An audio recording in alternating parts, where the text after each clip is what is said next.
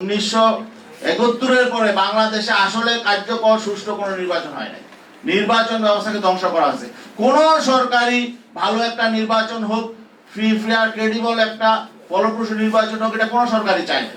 এটা স্পষ্ট, কোন সরকার চায় না। বিগত 71-এর পরে গত 53 বছর আমাদের নির্বাচন ব্যবস্থাটাকে সেভাবে গড়ে তোলা হয় নাই যাতে সুষ্ঠু নির্বাচন হতে পারে।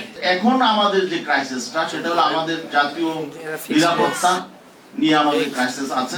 আপনারা জানেন যে আজকে নতুন করে একটা সংকট আমাদের এখানে তৈরি হয়েছে, যে মিয়ানমারে সেই আরাকান আর্মি আমাদের 272 কিলো যে আমাদের বর্ডার আছে, সেখানে একমাত্র মানে কি বলে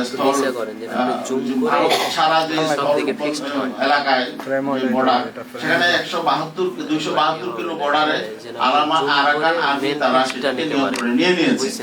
তো সেটা নিয়ে আবার প্রপাগান্ডা ভারতীয় মিডিয়া চালাচ্ছে যে তারা নাকি চট্টগ্রামে চলে আসবে, চট্টগ্রাম দখল করে নিবে। এর আগে তো ভারতীয় মিডিয়া বলছিল চট্টগ্রাম আমরা নিয়ে নেই, নিয়ে নিলে তো সংকট চলে যায়, এই আমাদের যে চিকেন নেক আছে সেই সংকট আর থাকে না। এইভাবে কিন্তু এখন তারা এটা বলছে না, তারা বলছে যে আরাকান আর্মি দিয়ে তারা চট্টগ্রাম নিয়ে যেতে চাচ্ছে। এই জন্য আমাদের সেনা প্রধানও বলেছেন যে আমাদেরকে সর্বাত্মক প্রস্তুতি নিতে হবে। প্রয়োজনে সাধারণ মানুষের যারা ইয়াং আছে তাদেরকে প্রশিক্ষণ দিয়ে আমাদের প্রতিরক্ষা ব্যবস্থা শক্তিকে বৃদ্ধি করতে হবে। এখানেও আমরা একটা ইঙ্গিত পাই। তার মানে আমাদের সংকট, জাতীয় সংকট কিন্তু অনেক আছে। এই জন্য আমরা এই অন্তর্বর্তী সরকারে যারা রয়েছেন তাদেরকে আমরা সবাই সহযোগিতা করব, সমর্থন শুরু থেকে করে আসছে, এখনো করব। কিন্তু এখন তারা যদি রাজনৈতিক দলগুলোর প্রতি যথাযথ শ্রদ্ধা না রাখে, বাস্তবতা উপলব্ধি না করে, তাহলে তো সংকট আরো বৃদ্ধি পাবে, কমবে না। আমরা যেটা দেখলাম যে অনেক উপদেষ্টার ব্যাপারে রাজনৈতিক দলগুলোর বিরোধিতা ছিল, আপত্তি ছিল, তারপরেও কিন্তু তারা বহাল তবিয়তা আছে। এরা রাজনৈতিক দলগুলোর আপত্তিকে তারা আমলে নেয় নাই। তা এরা এভাবে চলছে। অনেকে অনেক কথা বলছে। আমাদের মোস্তাফিজুর রহমান ইরান সাহেব বলেছেন তাদের প্রতি জনগণের কোনো ম্যান্ডেট নাই। না, এটা বলা একেবারে ঠিক না। কারণ জনগণ তাদেরকে না চাইলে তারা কিন্তু ক্ষমতায় থাকতে পারতো না। এখানে বাংলাদেশ জাতীয় দল বিএনপির প্রতিনিধিরা আছেন, জামাত ইসলামের প্রতিনিধিরা আছেন, বাংলাদেশের সবচেয়ে বড় দুটি রাজনৈতিক দল। যদি রাজনৈতিক দলগুলো তাদের পক্ষে না থাকতো, জনগণ তাদের পক্ষে না থাকতো, তারা কিন্তু এক মুহূর্তে ক্ষমতা থাকতে পারতো না। অবশ্যই আছে। তা জনগণের প্রতিনিধিত্ব বিভিন্ন ভাবে হয়। আওয়ামী লীগ তো 15 বছর দাবি করে আসছে তারা জনগণের মানে ম্যান্ডেট নিয়ে ক্ষমতায় আছে। আসলে তো তারা, তাদের প্রতি জনগণের কোনো ম্যান্ডেট ছিল না। তারা বিভিন্ন ভাবে ক্ষমতায় গেছে। তারা চুরি জামারি করে জনগণের সাথে প্রতারণা করে তারা ক্ষমতায় ছিল। আরেকটা বিষয় হলো যে গত 3টি নির্বাচন, আমরা বলবো 1971-এর পরে বাংলাদেশে আসলে কার্যকর সুষ্ঠু কোনো নির্বাচন হয় নাই। নির্বাচন ব্যবস্থাকে ধ্বংস করা হয়েছে। কোন সরকারি ভালো একটা নির্বাচন হোক, ফ্রি ফেয়ার ক্রেডিবল একটা ফলপ্রসূ নির্বাচন হোক, এটা কোন সরকারই চায় না। এটা স্পষ্ট, কোন সরকার চায় না। বিগত 71-এর পরে গত 53 বছর আমাদের নির্বাচন ব্যবস্থাটাকে সেভাবে গড়ে তোলা হয় নাই যাতে সুষ্ঠু নির্বাচন হতে পারে। আর নির্বাচন এখানে যদি একটা মানে নির্বাচন সকল দলের অংশগ্রহণে একটা ভালো নির্বাচন হয়, সেখানে কারা নির্বাচনে পাশ করে আসতে পারে সেই বাস্তবতাটা কি, সেটা আমাদের চিন্তা করতে হবে। এখানে কালো টাকার মালিক এবং পেশি শক্তি যাদের আছে, বর্তমান নির্বাচন ব্যবস্থায় কালো টাকা এবং পেশি শক্তি ছাড়া ভালো মানুষের নির্বাচিত হয়ে আসার কোনো সুযোগ নেই। অতএব এখন বর্তমান পদ্ধতিতে ভালো নির্বাচন হওয়ার কোনো সুযোগ নেই। অতএব এই পদ্ধতি পরিবর্তন করতে হবে। এই জন্য আমরা চেয়েছিলাম প্রপোর্শনাল রিপ্রেজেন্টেশন সিস্টেমের নির্বাচন এবং ফেসিবাদী শক্তিকে, এরা তো রাজনৈতিক শক্তিই না, এরা তো বাংলাদেশ আওয়ামী লীগ, তারা আসলে এখন কোন রাজনৈতিক চরিত্র তাদের নাই, তারা রাজনৈতিক শক্তি না।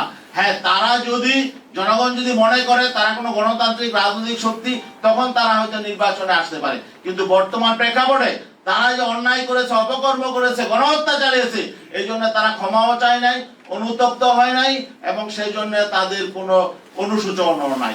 অতএব তাদের পক্ষে, তাদেরকে নির্বাচনে আনার জন্য আমাদের তো কোনো দরদ থাকার কথা না। এরা তো গণতান্ত্রিক রাজনীতির মধ্যেই তারা পড়ে না। অতএব যদি তারা সংশোধন হয়ে কোনো সময় আসে, জনগণ ক্ষমা করে, তখন দেখা যাবে। কিন্তু বর্তমানে আমরা মনে করি যদি আসলেই একটা নির্বাচন সুষ্ঠু, সঠিক নির্বাচন, ফলপ্রসূ নির্বাচন, কাঙ্ক্ষিত নির্বাচন, যেটা রিফ্লেকশন হবে সঠিকভাবে এবং একটা কার্যকর পার্লামেন্ট হতে হয়, তাহলে প্রপোর্শনাল সংখ্যানুপাতিক নির্বাচন পদ্ধতি আমাদের দাবি। জামাতে ইসলামী বাংলাদেশ দাবি করেছে, অনেক রাজনৈতিক দল এটার পক্ষে আছে। এতে করে কি হবে, এখানে সকল এবং রাজনৈতিক দলগুলোর বিকাশ হবে। এখন যেটা হয়েছে, দ্বিদলীয় বৃত্তের মধ্যে আমরা আবদ্ধ আছি। 1971-এর পর থেকে বাংলাদেশে রাজনৈতিক দলগুলোর মধ্যে কোনো সুস্থ ধারা রাজনীতি প্রচলন হয় নাই, বিকাশ হয় নাই।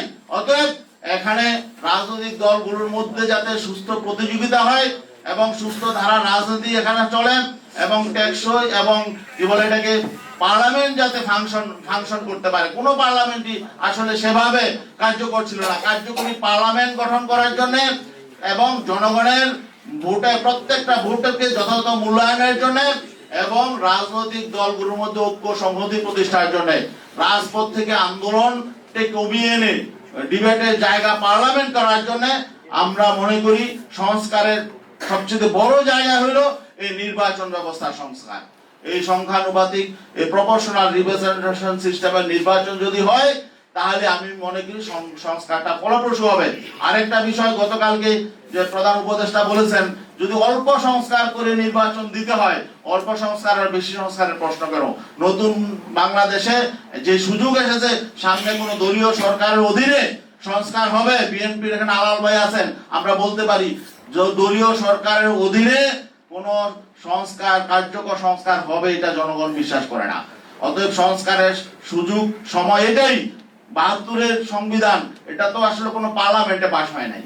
সেটা ৭২-এ তো 1971-এর পরে যে সংবিধানটা রচনা করা হয়েছিল, পরবর্তী পার্লামেন্টে সেটা কি হয়েছে, অ্যাকসেপ্ট হয়েছে, পাস হয়েছে, তাই না?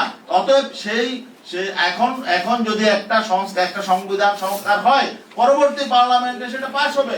এতে তো ব্যর্থ হওয়ার কোনো কথা না। পার্লামেন্ট ছাড়া সংবিধান হবে না, ঠিক আছে, সেটা আমাদের জাতীয় ঐক্যমত্যের ভিত্তিতে এখন একটা সংস্কার হবে এবং পরবর্তী পার্লামেন্ট এটাকে পাস করে নিবে। অতএব এতে কোনো সমস্যার কোনো কারণ নয়।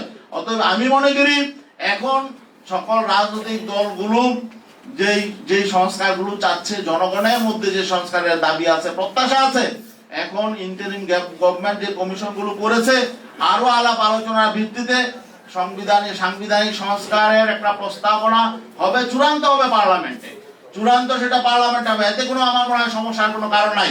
আরেকটা বিষয় বলে আমি শেষ করতে চাই, আমাদের রাজনীতিতে আসলে আমরা কোনো শিক্ষা গ্রহণ করি নাই। অতীত থেকে আমরা কেউই আসলে সেভাবে শিক্ষা গ্রহণ করি নাই। অতীতে যেভাবে বাংলাদেশে রাজনৈতিক প্রতিহিংসা ছিল, জিজ্ঞাসা ছিল, দখলদারিত্ব ছিল, চাঁদাবাজি ছিল, তার কোনো পরিবর্তন এখন আমরা দেখছি না। এবং ঘুষ দুর্নীতিরও কোনো পরিবর্তন হয় নাই। অন্তর্বর্তীকালীন সরকার, এটা তো দলীয় সরকার না, এখনো কেন প্রত্যেকটা অফিস আদালত সকল সেক্টরে এখনো কেন ঘুষ দুর্নীতি চলে? ঘুষ দুর্নীতি ছাড়া কোথাও কোনো কাজ হয় না। আগে এবং বর্তমান অর্থ উপদেশে বলছেন চাঁদাবাজি বন্ধ হয় নাই, শুধু হাত বদল হয়েছে। আমরা দেখতে পাচ্ছি সব জায়গায় একই অবস্থা। আগে একটা দল সেখানে দখলদারিত্ব করেছে, চাঁদা একটা দল দিত, শুধুমাত্র উপরের লেভেলে শুধু ওই ব্যক্তি পরিবর্তন হয়েছে, সিস্টেমের কোনো পরিবর্তন হয় নাই। তাহলে আমরা কি শিক্ষা নিলাম? বিগত এই 15 বছরের জুলুম, নির্যাতন, নিপীড়ন সহ্য করে আমরা আসলে তেমন কোনো শিক্ষা নেই নাই।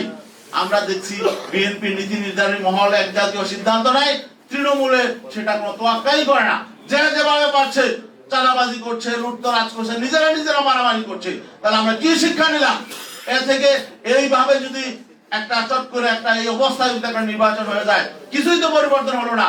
তাহলে এত রক্ত, এত ত্যাগ, এত যে আমাদের সকল রাজনৈতিক দলগুলো তো জেল জুলুম নির্যাতন ভোগ করলো, এটা পরিণতি আমরা কি পেলাম?